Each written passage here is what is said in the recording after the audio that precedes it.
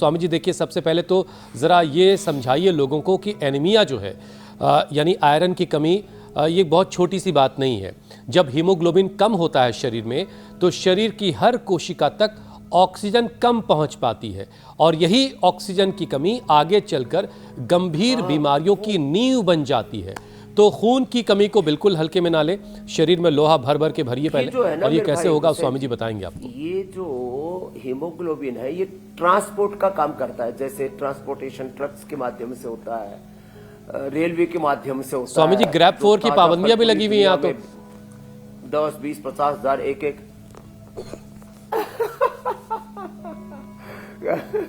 तो हवाई जहाज से भी होता है। तो हमारा जो ट्रांसपोर्टेशन है वो अब रॉकेट की स्पीड से चलेगा, क्योंकि हमारा हीमोग्लोबिन अब 17 तक पहुंचेगा और मेरा खुद का हीमोग्लोबिन पिछले 30 सालों से, उससे पहले चेक ही नहीं करवाया था, 17.5 मिल रहा है, ना घटता ना बढ़ता, और ये एकदम हाई रेंज के ऊपर है।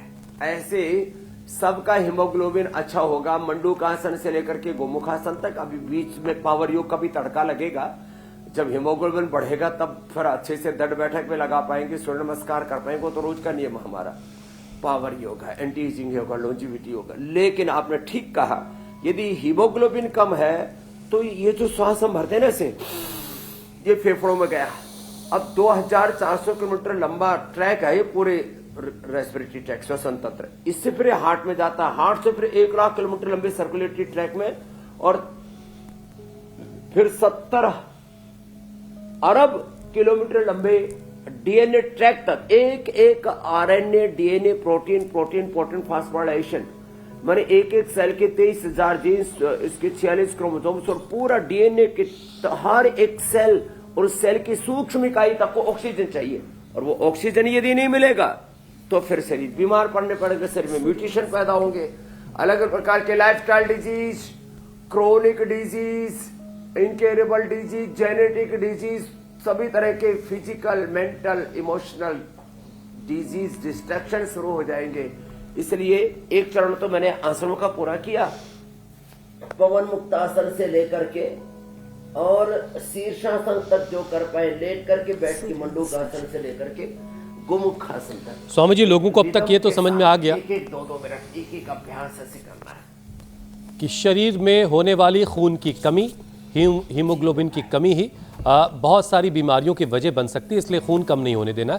लेकिन ज़रा स्वामी जी एक बार पहले ये बता दीजिए, आपने अपना बताया कि आपका 17.5 है, तो इसका अधिकतम लेवल क्या होता है और न्यूनतम किसी का कितना है तो बेहतर है, ठीक है चलेगा, और उससे कितना उसको ऊपर आने की जरूरत है? देखो, हीमोग्लोबिन कम से कम 9-10, अब जैसे माँ बहन बेटियों का ब्लड लॉस होता रहता है हर महीने मंथली में, या किसी को ये माइनर थैलेसीमिया बोलते हैं, किसी को अप्लास्टिक एनीमिया, किसी को सिकल सेल, वैसे किसी को साग सब्जियां और आयरन वाला पूरा पोषण नहीं मिलता है। करीब 50% लोगों को आयरन की, हीमोग्लोबिन की डेफिशिएंसी, एवरेज 50% से 80% लोगों को vitamin B12, calcium, iron, omega, यहाँ तक कि प्रोटीन तक की डेफिशिएंसी है, और ये डेफिशिएंसी ही डिजीज का कारण बन जाती है। तो जो कर सके वो तो इतना कर लेंगे। और ये तो मैंने हीमोग्लोबिन के बताया। अब पावर योगा का कार्यक्रम शुरू करते, तो नीचे का कम से कम 9-10 और ऊपर इसकी अपर लिमिट अधिकतम 18 है। फिर 18 से ऊपर बढ़ जाता है वो 0.5 स्वामी जी आपने क्यों छोड़ रखा है? वो गोधन अर्क से, इसलिए स्वामी जी बार बार ब्लड डोनेशन करते रहते हैं वो 0.5 रहे, वो इतना वो कहीं अतिक्रमण ना हो जाए, कहीं अतिक्रमण ना हो जाए, एक्सीडेंट ना हो जाए, हमने इसलिए उसको लिमिट में रख रखा है ना। अति सर्वत्र वर्जयेत तो सिद्धांत अपना रखा। ठीक है, तो अपना ख्याल रखें। और इसीलिए स्वामी जी हमने ग्राफिक्स की शक्ल में भी दर्शकों को बताया कि 10 से नीचे अगर आपका हीमोग्लोबिन जा रहा है तो आप खतरे की घंटी इसे समझें, और ये ग्राफिक्स है।